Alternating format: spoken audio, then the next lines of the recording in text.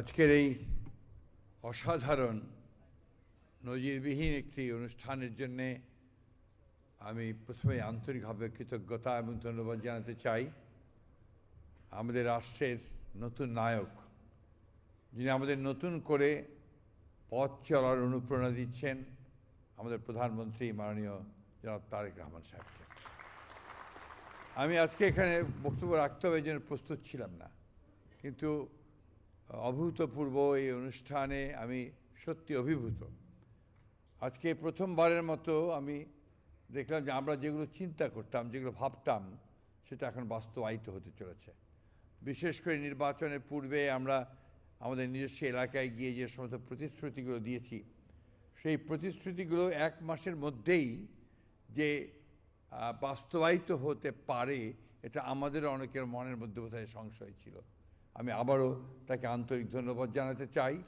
এবং আমার শুধু নয়, গোটা বাংলাদেশের মানুষের আস্থা আরও বেড়ে গেল আজ থেকে, যে যত প্রতিশ্রুতি শুধু নয়, বাংলাদেশকে সত্যিকার অর্থেই একটি অসাম্প্রদায়িক বাংলাদেশকে, একটি প্রগতিশীল বাংলাদেশকে, একটি সমৃদ্ধ বাংলাদেশ হিসেবে গড়ে তুলতে আমাদের নেতা সঠিকভাবেই নেতৃত্ব দেবেন।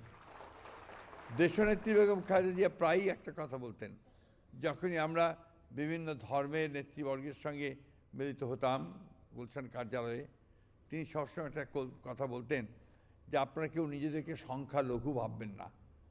বাংলাদেশ একটা হচ্ছে অসাম্প্রদায়িক দেশ, এখানে সবাই সমান এবং সকলের সমান অধিকার রয়েছে সংবিধানে।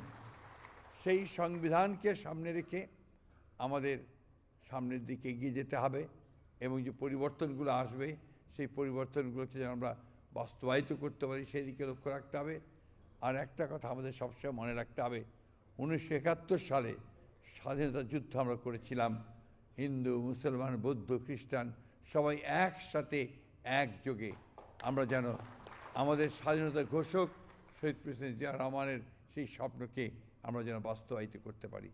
আবার সব শেষে আমি মাননীয় প্রধানমন্ত্রীকে আন্তরিকভাবে কৃতজ্ঞতা এবং ধন্যবাদ জানাচ্ছি যে অসাধারণ একটি কর্মযজ্ঞ তিনি শুরু করেছেন এবং আমরা সবাই বিশ্বাস করি এই কর্মযজ্ঞে তিনি সফল হবেন। ধন্যবাদ সকলকে। আসসালামু আলাইকুম।